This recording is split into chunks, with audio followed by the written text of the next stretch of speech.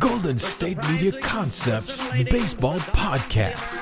We cover everything Major League, from spring training to the World Series. We've got your favorite club covered, from New York to Boston to LA.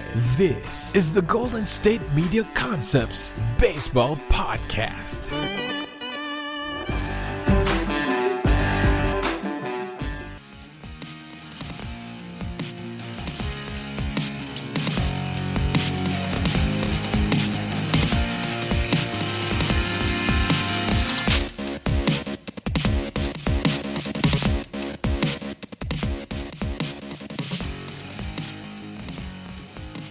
Welcome into another edition of the GSMC Baseball Podcast, brought to you by the GSMC Podcast Network. I'm your host, Kevin Mahalik. It is Monday, November 2nd. We have made it to the 11th month of the year. Man, we are getting ever so close to the end of 2020 and hopefully a better outlook towards 2021. But of course, tomorrow is Election Day, November 3rd. I know a ton of you out there have already voted based on the statistics, early voting, absentee voting, all of that good stuff. But if you're waiting till Tuesday to go out and vote like myself, I'll be voting in person. Please do so. I'm not sure if it's too late to register. I mean, you got 24 hours at this point, but make sure you double check where you need to go, where your polling location is. There may be some adjustments with coronavirus, all of that good stuff. But if you're like me, you've gotten approximately, 167 things in the mail during the last 30 days, either telling you to register or vote. So hopefully you're ready to do so. But don't want to get too much into that here at the top. Just thought the day before the election, I'd give you one last lecture that you guys have heard for the past, 60 days or so. But thanks again for listening to the Baseball Podcast. We appreciate it. Welcome into the off season. It is officially here. We are back into off-season mode here at the podcast, discussing everything that's going on across Major League Baseball and looking towards next season. And because of that, of course, we're going to have a ton of different conversations. But if you guys want to hear about something in particular, let me know in the comments. Give us 5 stars, write a comment, say, hey, I want to hear about prospects, international signings, free agents, whatever it is. Let me know, and I'd be sure to listen to your advice and give you guys what you want, because today we got a good show for you. At the top, we're going to talk about Tony La Russa going to the White Sox. Then we're going to give an update on Justin Turner, the Dodgers, all of that good stuff. And then we'll close out the back half of the episode talking about some roster moves that have been made, some others we're anticipating, and then I'll give you guys my early free agency predictions on ultimately where people are going to end up. So jumping right into it here, Tony La Russa, like we talked about, recently named the manager of the Chicago White Sox. And I mean, honestly, I've gotten quite a few text messages going, what are they thinking? What is going on? I mean, 76 years old. He is now the oldest manager in baseball. He's 5 years older than Dusty Baker, 76. Dusty's 71 years old, and he is the second manager to be hired after the age of 75.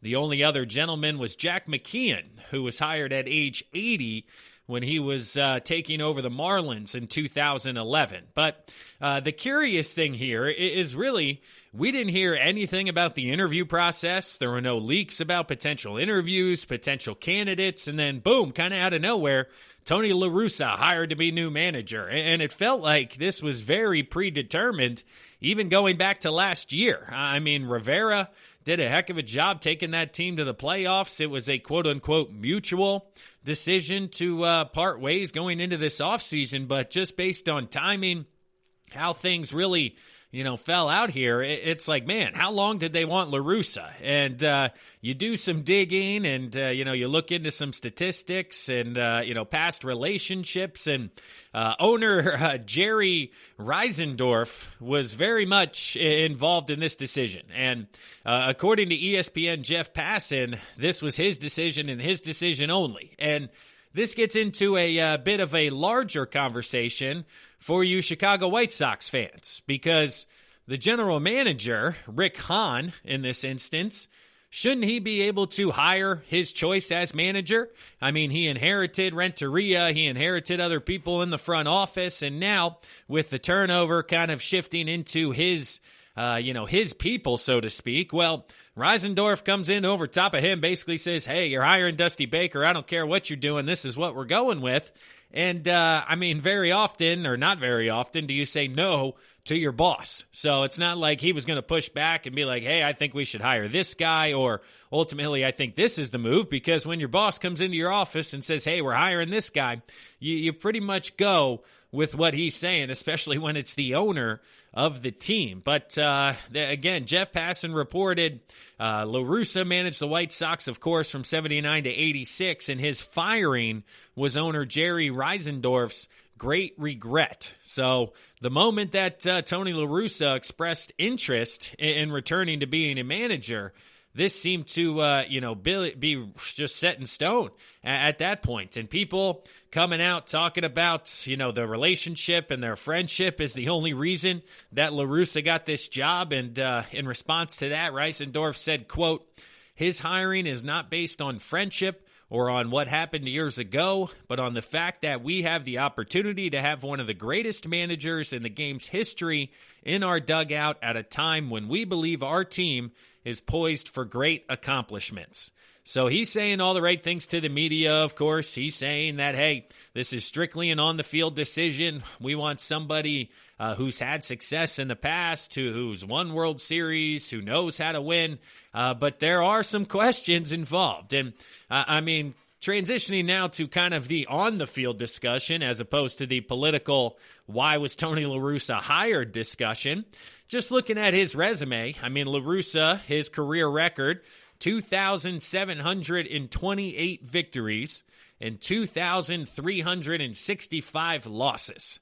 He has 6 pennants over the course of 33 seasons, and of course is already a Hall of Famer. He was enshrined in Cooperstown in 2014, but those 2,728 wins put him third all time. First on that list is Connie Mack, 3,731.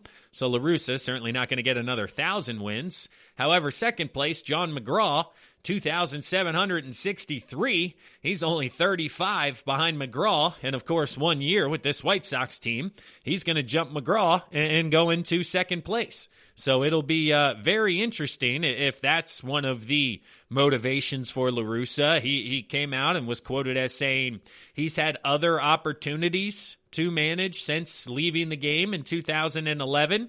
They just haven't aligned with ultimately what he was looking for in a team for his return. But this White Sox team being young, hungry, offsetting it with a few veterans, he believes that they have a great chance to compete for a pennant and possibly a World Series this year. So it's just, it's one of those things where I saw Tony La Russa and I'm going, that guy's retired. What are they doing? And, pulling up his managerial track record on Baseball Reference here. Again, he has a .536 winning percentage with those records. And, of course, La Russa's so old. Just kidding, not a shot there. But he does have 4 ties on his record as well. So not exactly sure how you tie, but he has 4 ties, according to Baseball Reference. And being hired by the White Sox is full circle for Tony La Russa. The White Sox actually gave him his first opportunity to manage. He came in halfway through the 1979 season and was with the White Sox through the first half of 1986. So he spent a total of 8 years with the White Sox for a record of .522 and .510, a winning percentage of .506. He did not have any postseason success with the White Sox.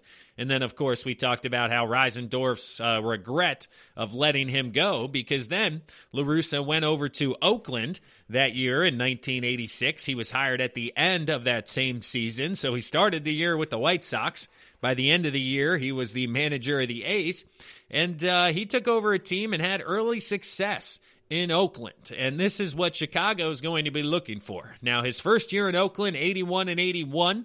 Chicago would certainly be disappointed with that this year, but the teams and the way they align are more so years 2, 3, and 4 based on the talent there in Oakland, where, of course, they won 3 straight American Leagues. They won the pennant 3 years in a row. 1988, they were 104 and 58. They followed that up by going 99 and 63, and then 103 and 59 in that third year. And La Russa gets a lot of credit back then for creating the closers position. Dennis Eckersley had been struggling as a starter back and forth, and then La Russa put him in the bullpen, basically saying, hey, you're going to be the last guy out. You're going to get the saves, which, of course, has taken off here in Major League Baseball. And we'll get into a little bit of the transition of the game and if La Russa is going to be hanging around here in just a second. But that's got to be the expectation for the White Sox, because he went to Oakland years 2, 3, and 4, won just about 100 games, 3 American League championships, 1 World Series title in 1989 with the Athletics. Of course, he was there for a total of 10 seasons. He finished 798 and 673 for a 542 winning percentage. He was then let go by the Athletics in 1995 before he was picked up by the Cardinals in 1996. And this is where my memories of Tony La Russa come into play as a millennial. I just remember him being in St. Louis forever until ultimately he stepped down after the 2011 World Series, in which they won the World Series championship. But 16 total years in St. Louis. He went a combined 1,408 and 1,182 losses. A winning percentage of 544. So he had 506 in Chicago, 542 in Oakland, and then 544 with the Cardinals. And, of course, in St. Louis as well, he won 3 NL pennants and 2 World Series championships. They won in 2006. They were the team that got in with the record of 83 and 78, but obviously found postseason success all the way to a World Series championship. And then again on his way out in 2011, where they went 90 and 72 before he was a World Series champion. But now comes the conversation of how baseball has changed from 2011 to 2021, and if La Russa is going to be able to make this transition. Because just right off the top, one of the easiest numbers I was able to look up and kind of go through. In 2011, all of Major League Baseball deployed 2,350 shifts. So 2,300 shifts, right? So now you look at the 2019 number, because that was the full season of games, and there were 46,758 shifts. So those of you doing math out there, how many hundredths of percentage of an increase would 2,000 to 46,000 be? And that's just the tip of the iceberg when it comes to all the analytics and sabermetrics being utilized across the board.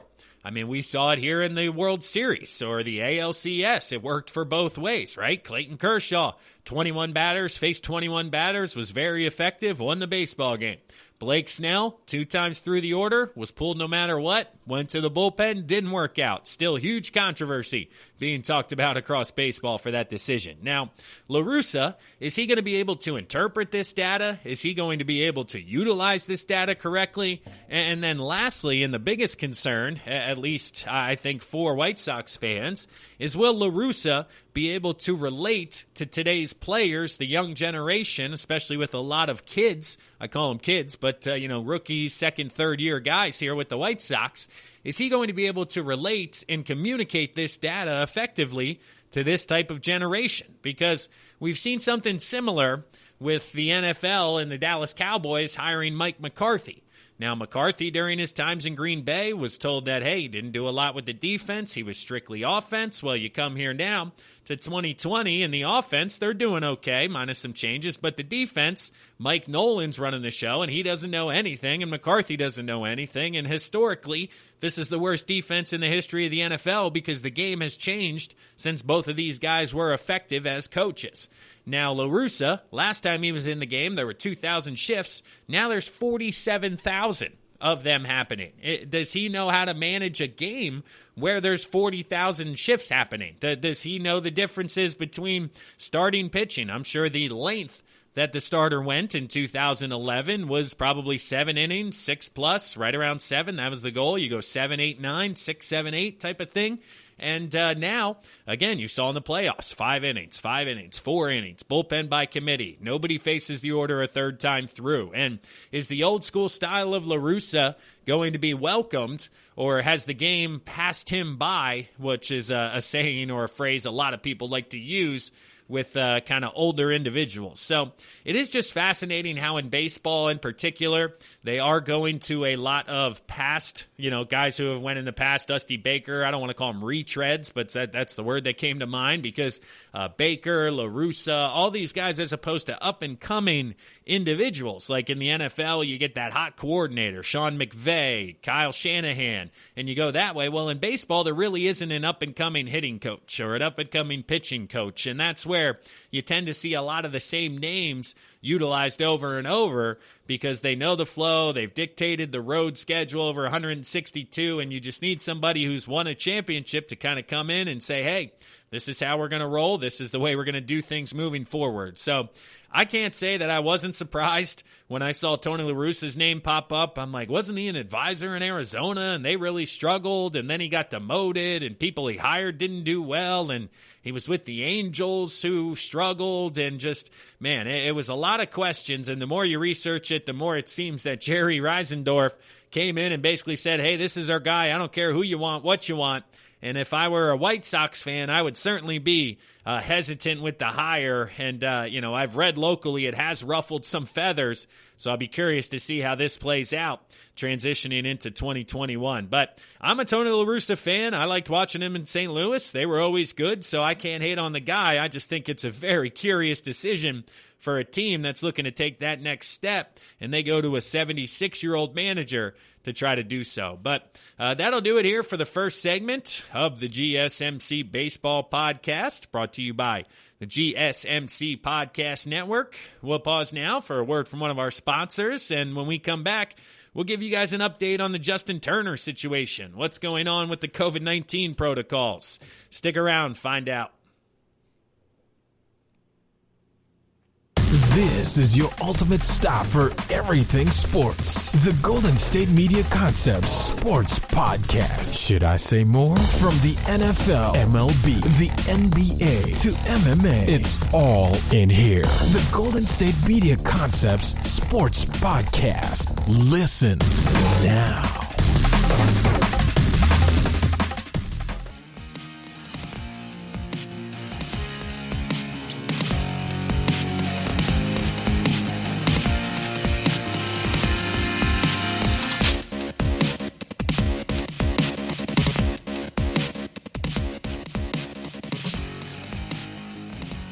Hello again, and thanks for listening to the GSMC Baseball Podcast, brought to you by the GSMC Podcast Network. I'm your host, Kevin Mahalik.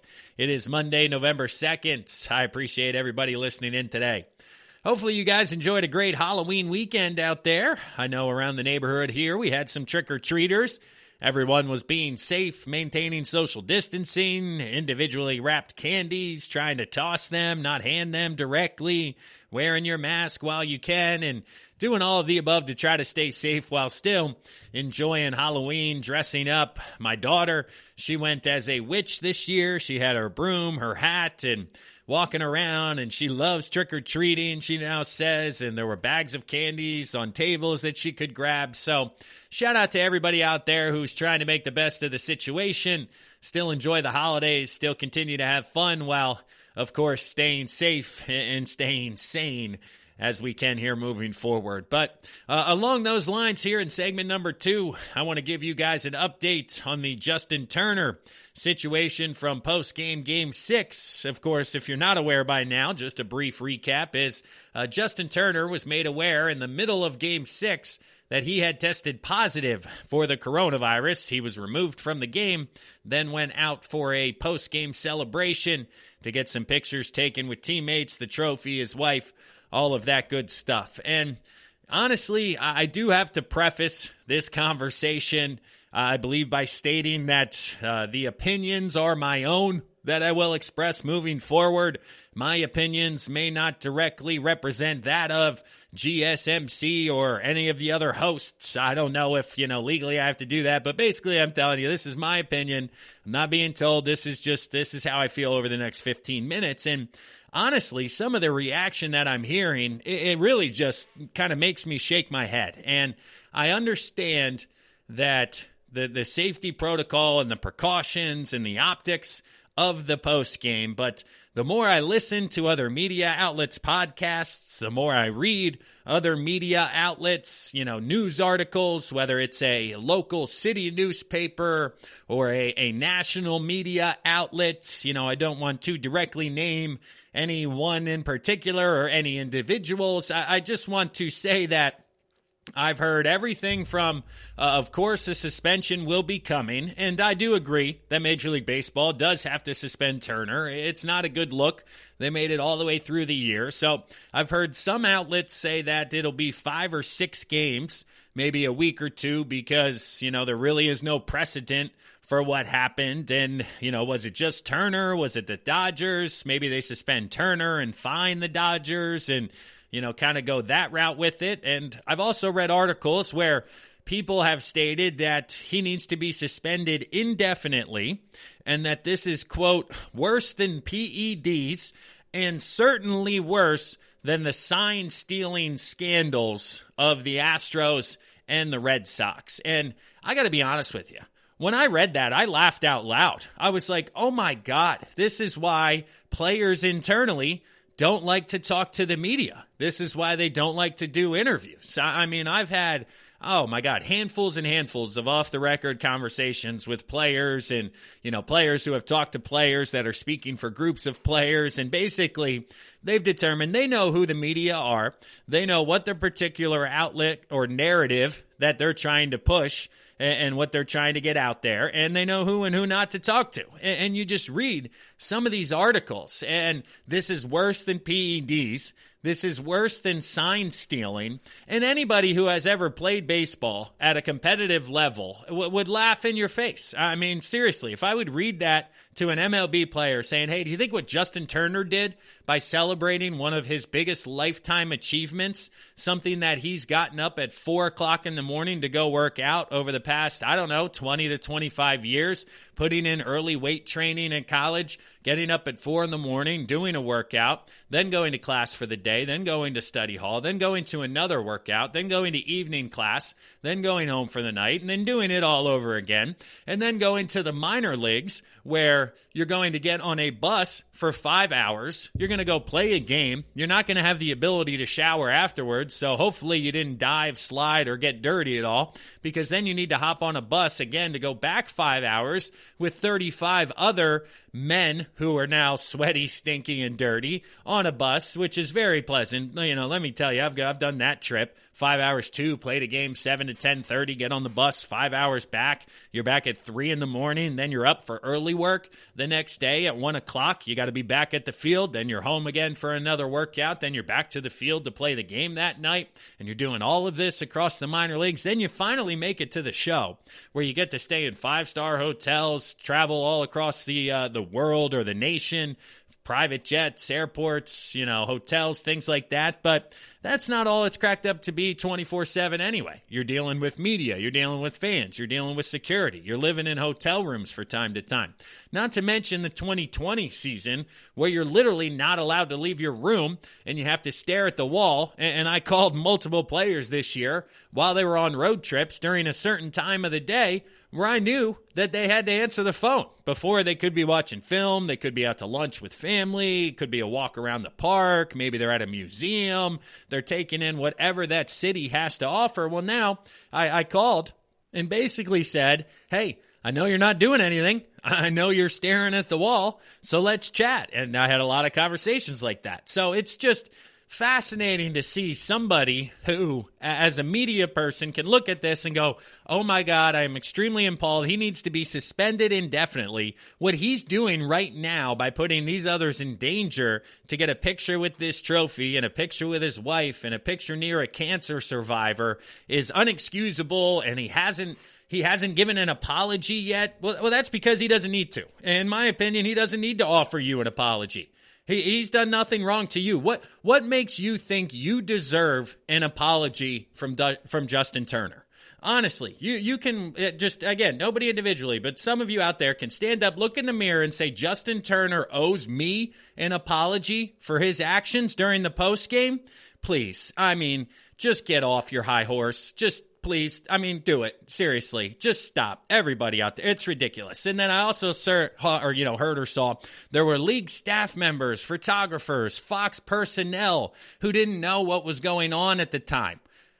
You genuinely believe that in 2020, when every person has a cell phone, every person has Twitter, every person has friends with their contact information, you don't think that when we found out as a public, right, when Jeff Passan or whoever let somebody know in the 8th inning or whatever it was, when Turner's leaving, by postgame, when we found out, that they know as well that in that moment, they don't find out alongside us and he was putting them in danger?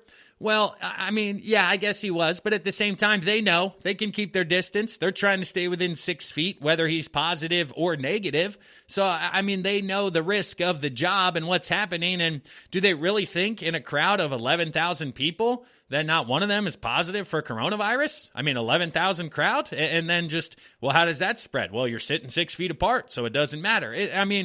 And honestly, I'm just going to take a breath here because I get fired up. And I'm a former player, so I couldn't imagine being in that scenario and just people in the media being like, no, I would never go out there for a picture. That would be endangering others. And just the amount of time, effort, sweat, tears, time, travel, family.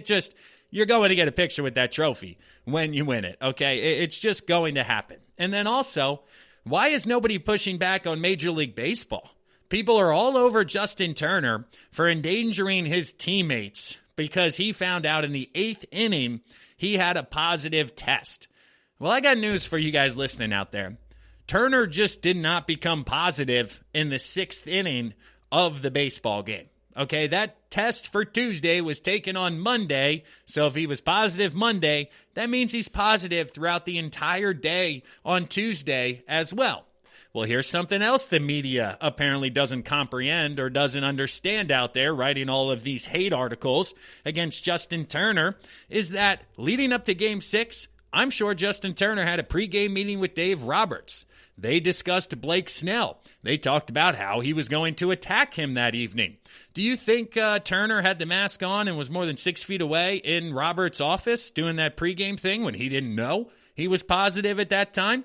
Do you think Justin Turner, when he was talking to the hitting coach in between at-bats and looking at the iPad or the printouts on what the adjustment should be and how Blake Snell's getting him out up until this point, do you think, he, again, wasn't infected or contagious when this was happening? What about during the pregame when they're taking BP, whether it's underneath or on the field? They're in batting groups, right? So he's in Group C. So those 4 other individuals, everything was fine then. Yeah, I'm sure he had a mask on every time he was taking BP before the game. What about lunch? What about the pregame meal where the team gets together and has this meeting and discusses how large of a game that Game 6 is and what their attack is? And pregame sitting down while getting dressed in the locker room with Dave Roberts addressing them with the emotional pregame speech. What about team breakfast? Because, they have team breakfast. You guys understand that these players don't, just kind of sit and go to one area, right? They interact on a daily basis as a team within this bubble that they were supposed to be in. And also, he was sitting near Dave Roberts. Once again, they talked all day, okay? He's the starting third baseman. You're going to have multiple conversations face-to-face with your manager. And you don't find out until the 7th inning that you're positive. But again, he only infected or was contagious post-game, apparently. Not up to the day leading beforehand where, it wasn't his fault. He didn't know at the time. Okay, that's my point. That's what I'm driving at, is that up until this point, this would be responsibility of Major League Baseball to get this positive test. Well, you can't do it that quickly, and nobody would know. So once again, because nobody knows, there's no fault here. But once you know, you can't continuously endanger the others, even though you and all of those others know the hours and hours that you've spent together already pregame, and just that won't have any effect. It'll be this additional 5 minutes that will certainly take it over the edge. Now, to wrap up that thought, of course, it's not a good look for Turner to get out there. Everybody knows you should be quarantined and isolated.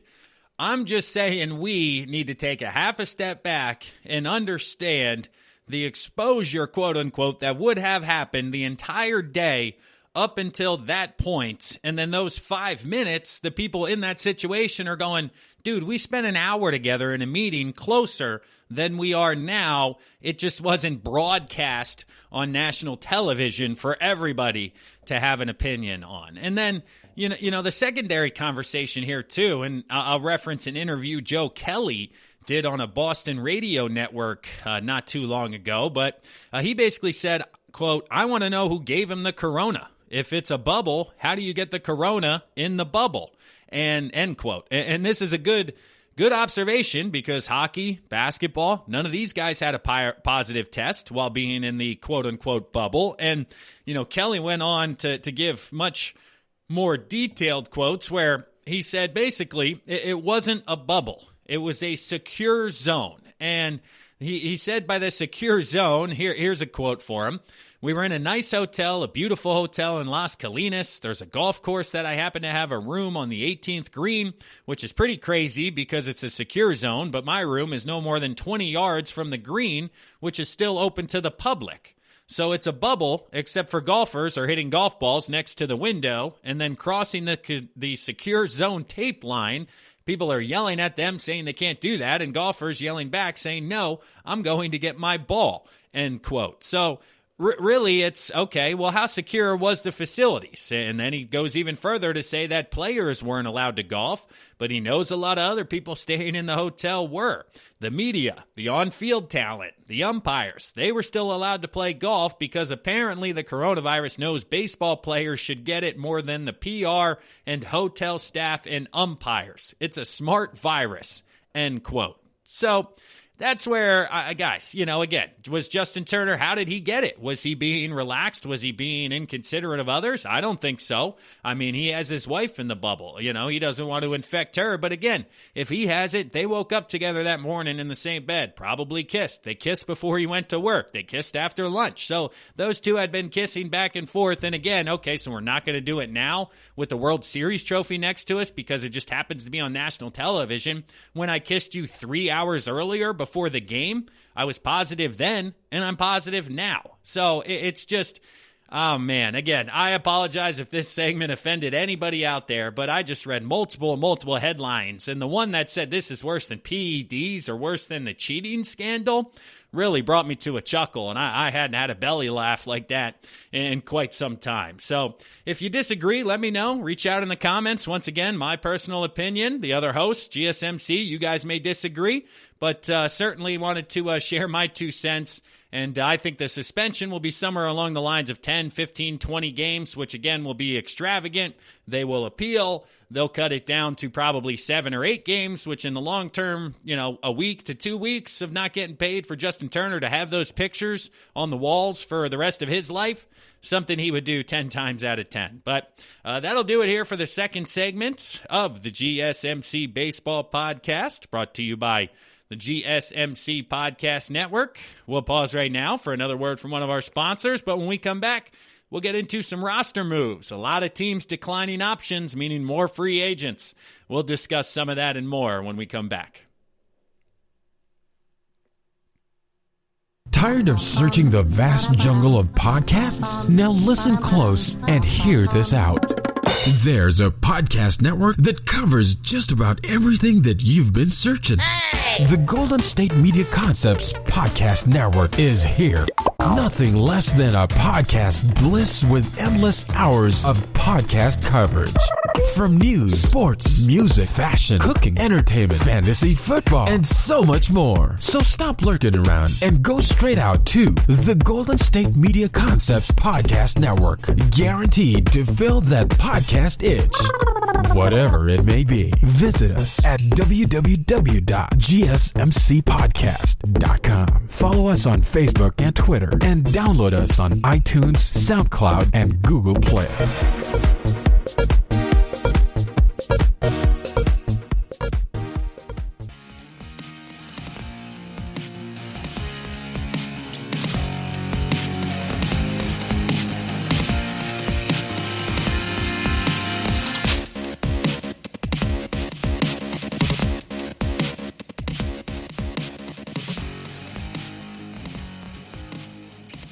Welcome back, and thanks for listening to today's episode of the GSMC Baseball Podcast, brought to you by the GSMC Podcast Network. I'm your host, Kevin Mahalik.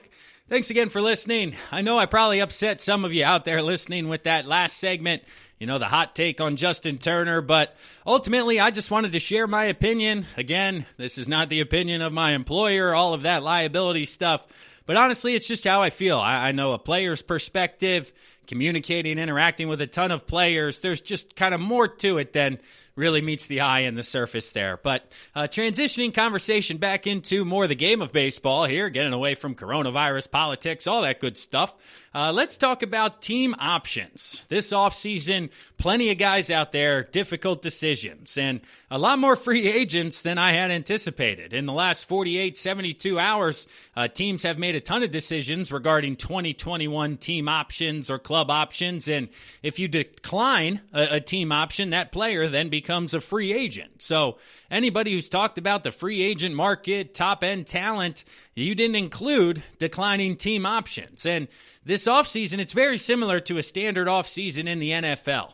Every offseason in the NFL, there's at least 2, 3, 4 guys per team who become cap casualties. The Eagles, Deshaun Jackson next year, they're not going to pay him $11 million to play one game again, so they're going to cut him and only pay him 2 to go away. So now Deshaun Jackson is a free agent for next year, but currently he is not, so he is not on any lists or any articles that are being written, and you, of course, don't want to anticipate somebody being cut or let go, so you tend not to guess in regards to the move here moving forward. But because of that, baseball this offseason is having a very similar situation. A lot of times these team options are genuinely picked up because the economics aren't in a hardship. A lot of times there is no salary cap, so there's really no reason against it, and you keep these guys and use them more so as a trade chip going into the last year of their deal, as opposed to just cutting them and letting them walk for free. But in a 2020 era where a $15 million option and keeping him until July means you're paying him $7-8 million, people don't think it's going to be worth paying $7-8 million for getting a couple of prospects down the line. And it really is fascinating to see some of the numbers and some of the decisions being made here by these teams. So if you want to look locally into your market, whichever team you look for, please do so. The names I'm going to look at here are national-type names, but, being a Phillies fan, they moved on from Hector Neris, Adam Morgan, Heath Hembree, David Phelps, whoever in the bullpen. They got rid of like 6 guys and essentially going to have a whole new squad next year. And that really happened under the radar. I had to go digging and diving to find out that intel.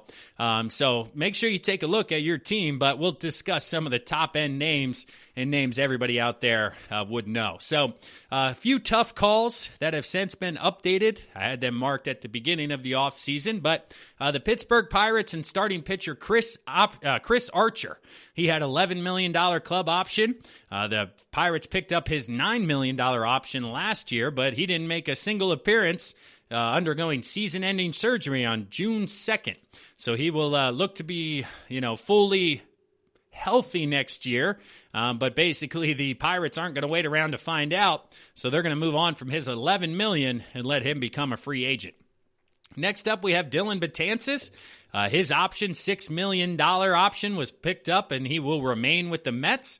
It was an easy decision for Betances. It was really a player-only option, so he basically opted in after a season which he had a 7.71 ERA. So $6 million for him, that was an easy call on his side of things, and I don't believe the Mets are going to be overly enthusiastic about paying Betances $6 million next year. Next on the list is Ryan Braun, outfielder for the Brewers. This option was declined. The 6-time All-Star and 2011 NL MVP, he's going to be debating retirement or whether or not to come back for his 15th season.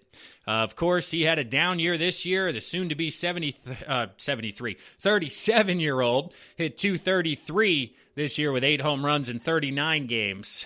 He did have a 22 home run campaign in 2019, so, was it a fall off or is it quarantine? What exactly is going on? It'll be kind of interesting to find out if he comes back and plays next season. Adam Eaton for the Washington Nationals, his option was declined, $10.5 million.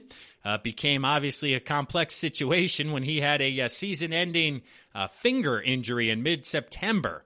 That put Juan Soto from left to right down the stretch, and that, pretty much made Eaton expendable because a guy, they declined the option, and Soto can play over there. So that injury basically said, hey, we can let him go. Edwin Encarnacion, his option was declined by the Chicago White Sox. $12 million declined by Chicago. The White Sox took a flyer on Encarnacion last offseason, thinking he could add some pop to the bat, but he really struggled this year at age 38, hitting 157, and that came off the heels of a 34 home run season. So here was another guy who really struggled with the quarantine in 2020. Or is it a conversation of, his talent's declining, he's getting old, and his age catching up to him? It'll be fascinating to see if anybody, picks up Edwin. I honestly think he'll probably get a minor league deal somewhere in the American League. He's strictly a designated hitter at this point in his career, but somebody down lower level in the American League looking to get professional at-bats, maybe a mentor to some of the young guys, somebody like the Royals, Orioles, one of those types of squads could look to fill a bat like Encarnacion into their lineup. Another gentleman here, Brett Gardner, outfielder for the Yankees. His $10 million option was declined. He was the longest tenured Yankees. He says he still has plans to return to the Bronx. Of course, he'd love to go back, but it's not going to be at the $10 million option that they had for him in 2021. He did have a solid postseason, but he hit just .223 during the regular season, and he'll be 37 this next season. He turned 37 in August, so he'll turn 38 during the middle of next year. So it'll be interesting to see what their decision is, whether or not he's an everyday guy moving forward, if they do look to bring him back, or how much money they'd be willing to spend on Brett Gardner. Next, you have Jed Jerko, infielder, Milwaukee Brewers. $4.5 million club option declined. Of course, he's a corner infield spot. He had a bounce-back season this year, hitting .248, 9 home runs. He looked more like the guy who performed well in 2016 and 2017, than the guy who really struggled last year, but not worth the $4.5 million. Kind of an easy decision there by the Brewers, ultimately to move on. Brad Hand, relief pitcher, lefty for the Indians, $10 million club option. This one was declined. Of course, he had a forgettable performance in his only outing of the postseason. He blew a save and took the loss in the Indians' wild card Game 2 series, deciding Game 2 loss to the Yankees. But ultimately, over the past couple of years, he's been very good. He posted a 2.05 ERA and an MLB leading 16 saves during the regular season. So the Indians basically chose Hand and let him go due to the other options in the bullpen. But I find this one fascinating. I just think that a guy up for AL Reliever of the Year in Cleveland, this really goes to show the direction that the Indians are heading. And for those of you that think, hey, well, maybe the $10 million that they were going to pay to Hand, they can now reallocate to Francisco Lindor, I don't think that's what's going on here. I think they're cutting payroll. I think they realize that this championship window with this team has started to shrink, and they're looking to move on from it. They've made a couple of other roster decisions as well. Carlos Santana, his option was declined, so they cut his $20 million that he could be owed. So they are cutting a ton of payroll in Cleveland. They do have some young starting pitching that they'll continue to work through. But if they move on from Santana, Lindor soon after that, it'll be interesting to see if Ramirez and the rest of the crew there will be able to maintain kind of their offensive stability that they've had. Howie Kendrick was let go by the Nationals. $6.5 million mutual option was declined by the club. He'll decide whether or not he's going to call it a career or return. He was 37 this past year. He hit .275, 2 home runs. Of course, a year removed from the career-high 17 homers and .966 OPS. He was also the 19 National League Championship Series MVP award as well. So it'll be interesting. Howie Kendrick, he's a professional at bat. If he comes back, I think there'll be a job for him. It's just a matter of, if he wants to do that or not. Corey Kluber, right-handed pitcher for the Rangers. $18 million option was declined. That's just, man, oh gosh, only one inning he pitched this year during his only appearance in a Texas uniform.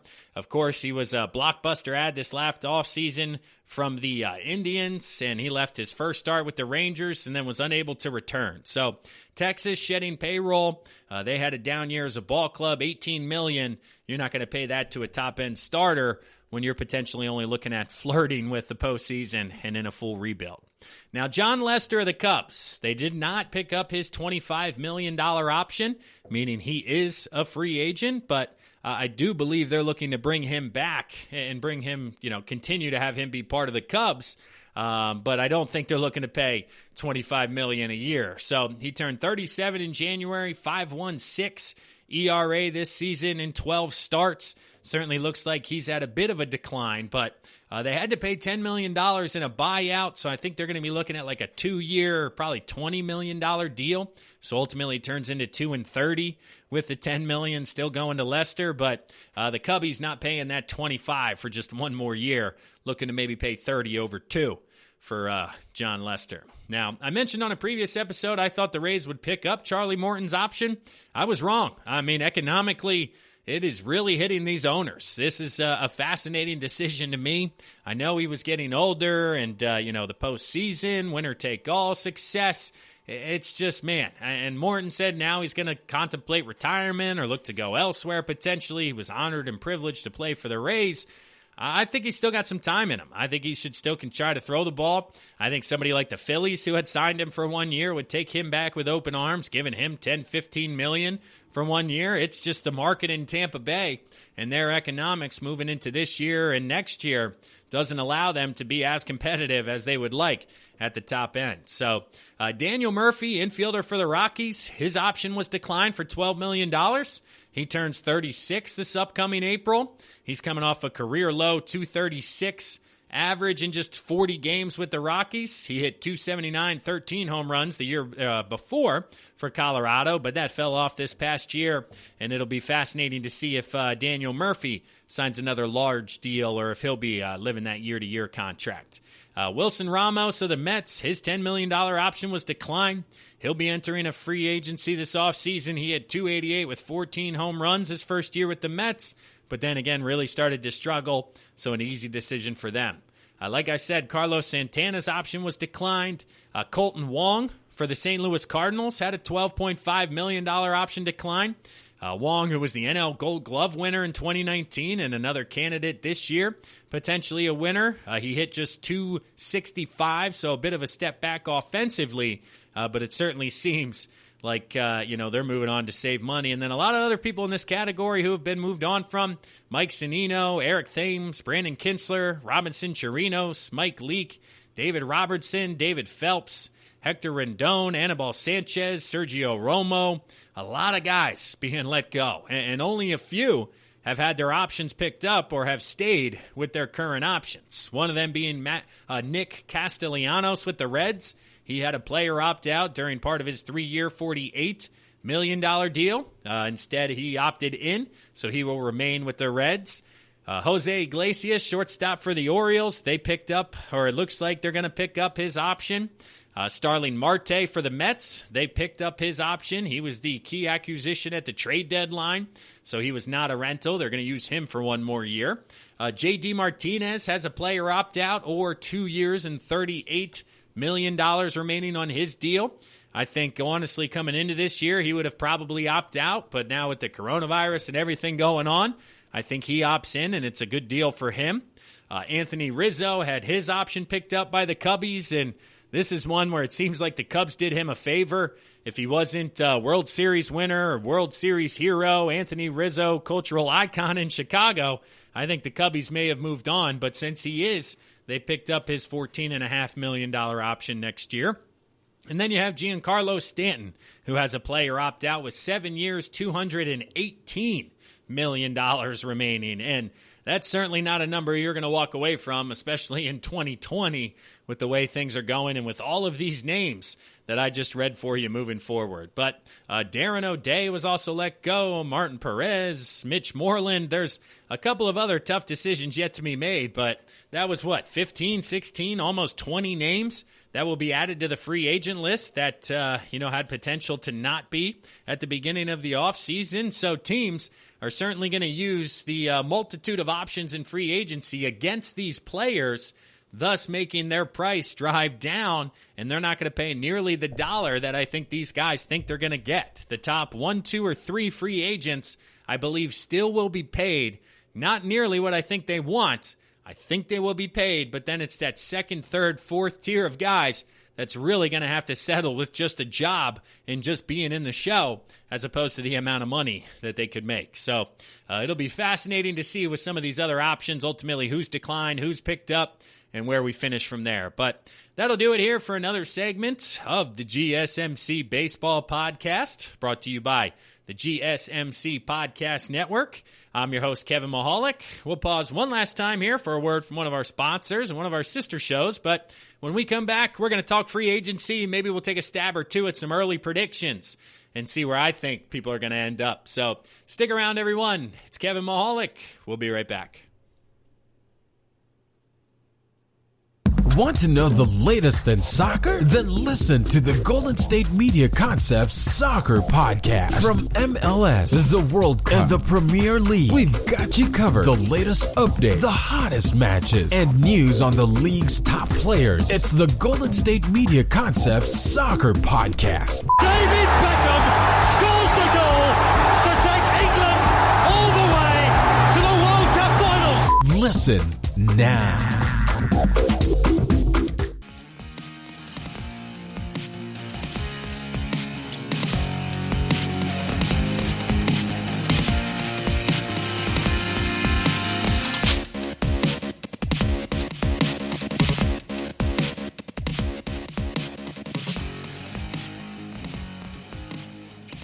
Welcome back to the fourth and final segment of the GSMC Baseball Podcast, brought to you by the GSMC Podcast Network.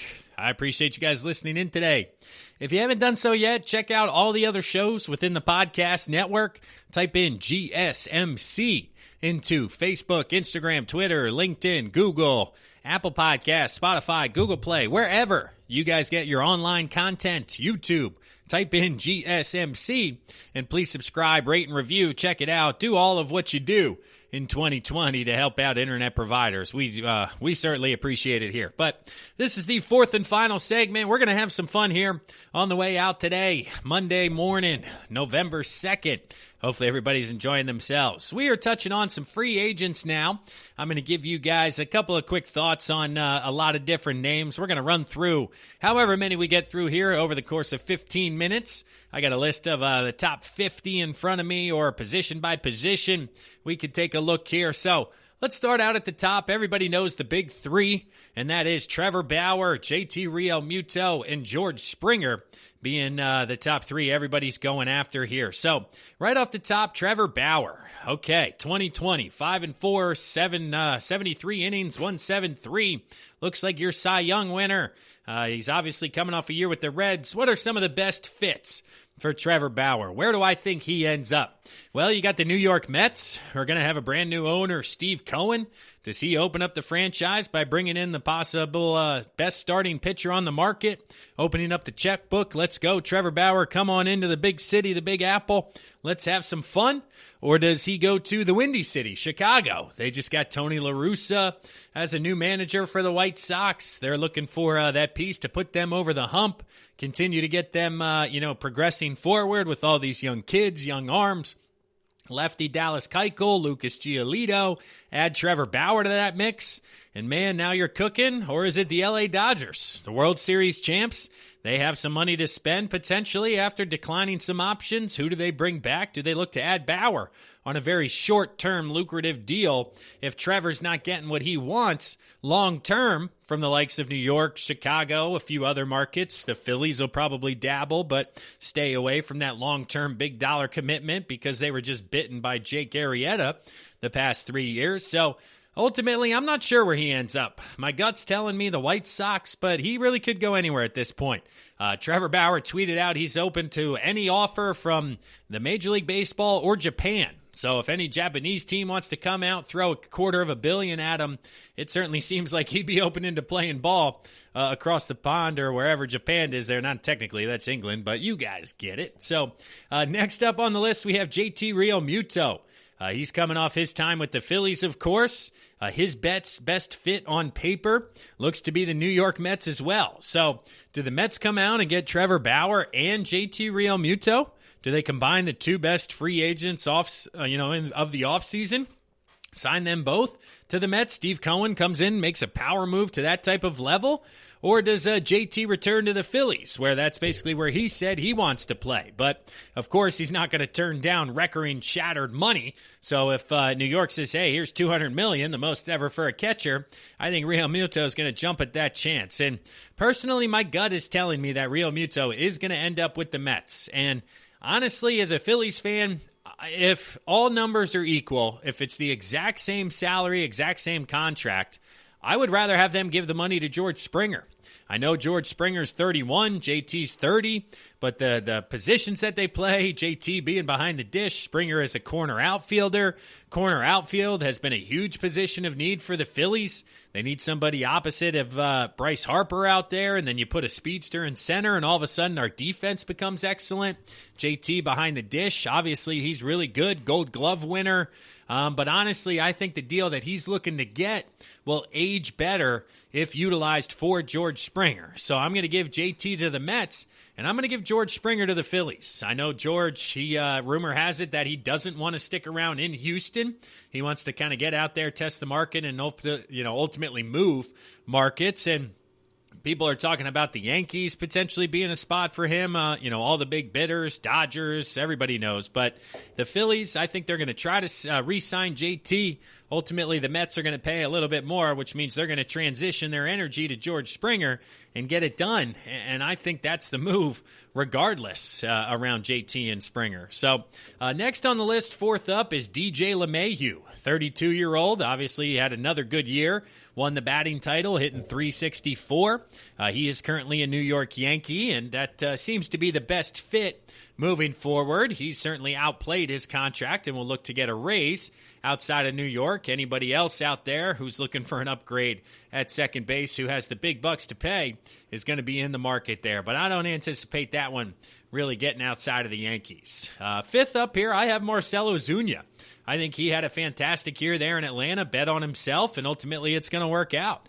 He had a one-year deal with the Braves, but he may be the best pure hitter available. I mean, 9.7% of plate appearances. He barreled up the baseball, which was tops in the league there. He was also near the top in the league of home runs, RBI, batting average, on-base, slugging, everything across the board. And if you're looking to add an offensive bat, outfield designated hitter type of style, perhaps the Twins look to go that way if they move on from Nelson Cruz. But they are rumored to be in contact with Cruz and looking to bring him back. Anybody else looking for a DH? Potentially the Yankees if they move on from some guys. But I think the White Sox have an outside chance with Ozuna as well. I know Jose Abreu has been used as the DH, but he's kind of settled in there at first base. And putting Ozuna in the outfield next to Luis Robert, some of the other young talent out there, I think they'll be able to cover up any deficiencies he would have defensively, and it would be a power move for the White Sox. I mean, could you imagine getting Marcell Ozuna? And ultimately, I don't think they're going to get both Bauer and Ozuna. It'll certainly be one or the other, but I do think that they make a power move this offseason to try to pair with Tony La Russa to keep the energy high there in Chicago as they look to take that next step. Number 6, Marcus Semien, the top shortstop on the market. He is coming off a year with the Oakland Athletics. He struggled a bit offensively, hitting .223, 7 home runs, 23 RBIs, only 4 stolen bases. He was obviously stellar in 2019. He hit 33 home runs and finished third in the AL MVP voting. Now, of course, his strikeout rate that year was 13.7, and that went all the way up to 21.2. this past year. So trouble offensively for Marcus Semien. His best bet is probably returning to Oakland, but I don't know. I think he moves on from there. It's just, man, who needs a shortstop out there? Could it be the Phillies? If they move on from Didi Gregorius, if Dick Gregorius goes out to Oakland, do they switch shortstops? But, man, it'll be a fascinating offseason for Semien to see where he ends up. Next on the list, Marcus Stroman. He received a qualifying offer from the Mets, $17.8 or $18.7 million. It looks like he will decline that to become a free agent, but that basically just means if you do sign Marcus Stroman, you now have to give up a second or a first-round conditional pick for Stroman to the Mets, and honestly, that's a tough thing to give up sometimes, especially if you're signing more than one big guy during the offseason. So, fits for Stroman. The Mets, of course, Seattle Mariners, they need starting pitching. Everybody needs starting pitching. Arizona, Philadelphia. I mean, he'll be sought after in the free agent market as being the second arm available, really, after Trevor Bauer. So I don't anticipate him, not getting the money that he's looking at. Jackie Bradley Jr., he's near the top of the list. Age 31, hit .283 this year for the Red Sox. Some of the best fits for him, the Cubbies, back with the Red Sox, potentially out there with the Dodgers off the bench, but we'll see. Ultimately, no, I'm not really sure where Jackie Bradley's going to end up. Nelson Cruz, he's going to be back with the Twins. He's a free agent. Once again, it was reported that they already are talking and looking more for a 2-year deal this time around, so he'll be playing through his age 42 season, but he isn't slowing down at all. 303, 16 home runs this past year, 33 RBIs. Just kind of fascinating to see him continue to just crush baseballs. Michael Brantley, the outfielder for the Astros, he will not be back in Houston again as well. Potentially could go back to Cleveland where he spent the first 10 years of his career. The New York Yankees have a fit in the outfield like I talked about earlier. They'll be looking to add a professional hitter as well. So I think he may end up back in Cleveland the more I think about it, because I certainly think his time with the Astros has come and gone. Liam Hendricks, one of the top relief pitchers on the market. He went 3-1, 14 saves. He will not be back with the Athletics. As we discussed when they were removed from the playoffs, there's going to be a lot of turnover in that roster this year out in Oakland. So where does he end up? Is it Minnesota since they're moving on from Romo? Is it Houston since they moved on from Ozuna? Philadelphia has currently 6 openings and is going to go after a ton of bullpen help. So a lot of options for these people coming out of the bullpen. Didi Gregorius on the list. Like I said, no longer staying with the Phillies. Could he go out to Oakland? He could have some time out in L.A. with the Angels is another potential option out there, but he had a good year betting on himself. 284 average, 10 home runs. That transitions to 2.4 wins above replacement over 162, so he did himself a favor. Justin Turner on the list. Of course, we talked about him. I think he will be back with the Dodgers once again on a 1-year deal. Masahiro Tanaka, starting pitcher, free agent, coming off of his time with the Yankees. Looks like Aaron Boone has come out and expressed his desire to have Tanaka back in 2021, as well as a few years after that, so they'll look for a short-term deal, as it feels like Tanaka is older than the age of 31, but he's still young in his career. He still has 3, 4, 5 years left, so I wouldn't be surprised if he's looking for something close to that, initial 4-year, $80 million for him. He signed $155 coming over from Japan. It'll be fascinating to see if he gets close to that number. Alex Colomé, coming off his year with the White Sox, relief pitcher, 2-0, 12 saves. Best fit for him is probably the Giants. But again, anybody who needs bullpen help, Houston, Philly, the Giants, and insert team name here, they need bullpen help. Taijuan Walker, starting pitcher, was traded this past offseason from the Mariners to the Blue Jays. His best fit looking potentially staying in Toronto. Rumors have it that they will be aggressive this offseason. You could also look for the Red Sox to add some starting pitching. They could potentially be busy this offseason. Trevor Rosenthal, relief pitcher for the Padres. I think he ends up right back there in San Diego. He's only 31 years old. He was traded out there. He was very effective during his time with the Padres, so I think they look to continue that relationship moving forward. We talked about Brad Hand now on the market, relief pitcher. He potentially is a fit for the White Sox or anybody else who needs second base help. Colton Wong could potentially be a fit for the Nationals after they moved on from a bunch of different infielders, changed options. Andrelton Simmons, maybe he's a fit for the Phillies at the shortstop spot. Like I said, Didi Gregorius getting out of town, so he could head that way. But now you're kind of getting to that next level of guys that, really could go anywhere depending on the money, like Kevin Gausman, starting pitcher formerly of the Giants, Cesar Hernandez, second baseman of the Indians, Mark Melancon of the Braves, potentially hitting the free agency market, Carlos Santana, where do these guys end up? So it's a fascinating class that continues to get deeper and deeper as teams move on from some of these player options, because those top names were good. But let's look at names here ranked kind of in the 40 to 50 mark, and we're looking at Adam Wainwright, who's coming off his time with the Cardinals. Potentially the Braves have reached out to him, looking at a year-to-year deal moving forward. Robbie Grossman, an outfielder for the Athletics. Rich Hill, who was a starter for the Twins. Corey Kluber is all the way down at 47 on this list. It is a very, very deep class that's continuing to get deeper, and the price of free agency continues to drop with the surplus of supply, right? Supply and demand, economics 101. The more supply you have, the more players looking for jobs, and the more competition within players, the less demand you have, the lower the price is. And I think some of these players are going to be upset with ultimately how this offseason shakes out for them. So those are early predictions. That's early conversation. Let's see. Trevor Bauer, let's go White Sox. JT to the Mets. Springer to the Phillies. DJ LeMahieu back to the Yankees. Marcus Stroman. I don't know where I have him. He's got a qualifying offer that I don't think he accepts, and he takes to the streets. Potentially New York, if they move on from Tanaka, the Yankees, not the Mets, but we'll have to wait and see. So that'll do it for today's episode of the GSMC Baseball Podcast, brought to you by the GSMC Podcast Network. Once again, I appreciate you guys listening in. You can check us out on all social media platforms, Facebook, Twitter, Instagram, as well as wherever you guys listen to podcasts.